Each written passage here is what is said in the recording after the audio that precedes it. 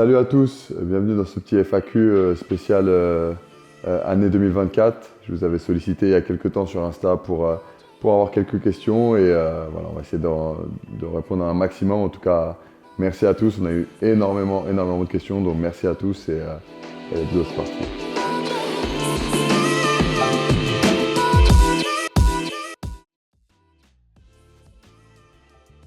Ça, c'est une question assez facile. L'Euro 2024, donc en janvier. Voilà, ça a été une expérience incroyable où tout a roulé comme sur des roulettes. L'équipe a bien fonctionné du début à la fin et en plus de ça, une belle finale, enfin même deux finales face au Danemark, 2 overtime. Les deux, on les finit parfaitement bien, donc ouais, une super expérience. Et moi aussi, pour la petite anecdote, c'était le titre qui me manquait avec l'équipe de France, donc voilà. Janvier 2024. Ouf. Question très difficile. Janvier 2024 a été incroyable. Donc cet Euro avec l'équipe de France, j'en citais plusieurs. J'ai fêté les 1 an de mon fils. Ça aussi, ça a été quelque chose d'incroyable parce que voilà, c'est mon premier et c'est quelque chose d'extraordinaire. Voilà, être papa, c'est quelque chose qui change la vie. Et d'ailleurs, je pense qu'il a changé aussi déjà et qui a bien fait évoluer mon handball et ma manière de voir les choses.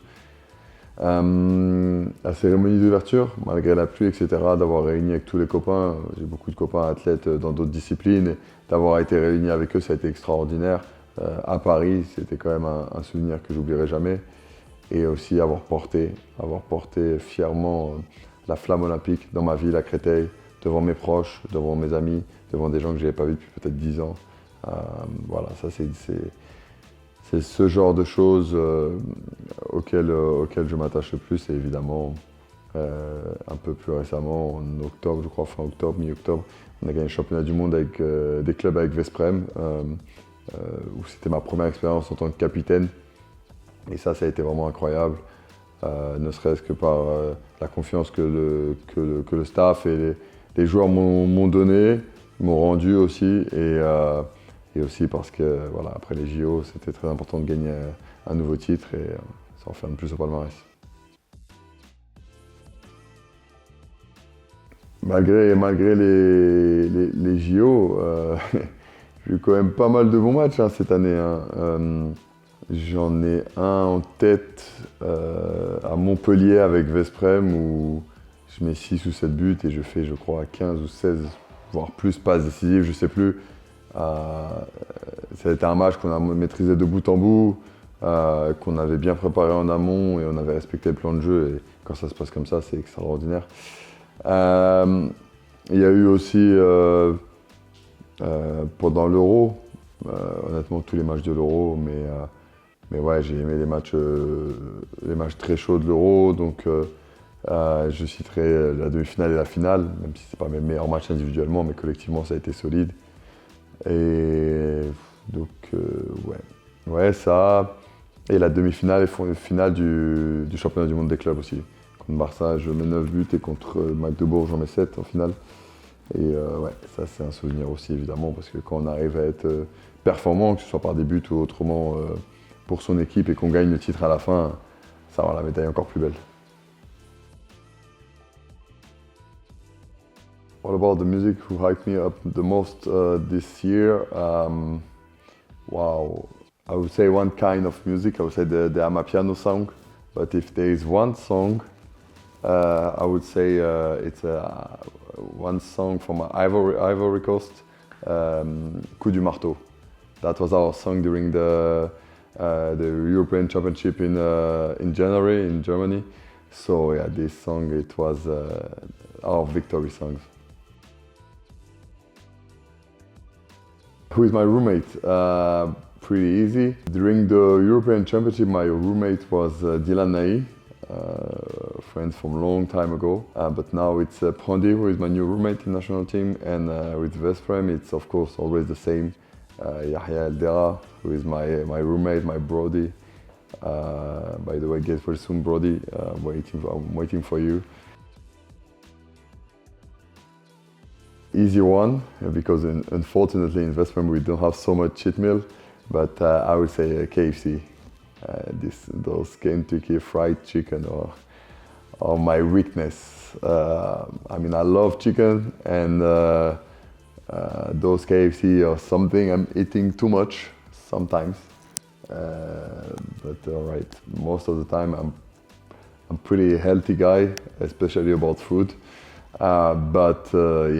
Yeah, the wings from KFC are my cheat meal. Alors celle-là aussi, celle-là elle est beaucoup revenue par rapport à mes JO, à ceux de l'équipe de France et aux miens personnellement. Bah écoute, ça a été très dur. Ça a été très dur parce que malheureusement ça a été des JO ratés pour moi, pour l'équipe, mais pour moi aussi individuellement. J'ai toujours voulu me relever pendant ces JO et chaque match pour moi était la nouvelle étape ou une nouvelle chance de me relever. Et malheureusement, à cette élimination en quart, j'ai mis ce dernier but de l'équipe avant que Huxin, allemand, marque le sien.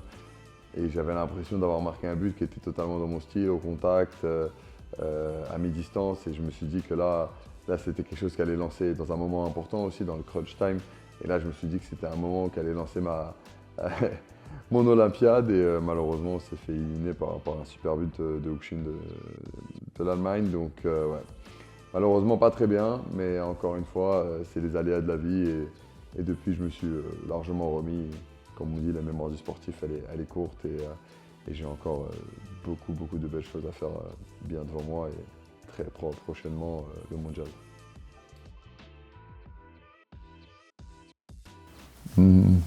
Écoute, moi je l'envisage toujours de manière positive. Je pense qu'on a, après les JO, on a beaucoup parlé, peut-être un peu trop d'ailleurs, mais en tout cas on s'est dit les choses, comme on voulait repartir sur une page, je dirais pas blanche, parce que repartir sur une page blanche, je pense pas que ce soit toujours bon. Je pense que justement, il faut garder les écrits du passé et améliorer ce qu'on a mal fait.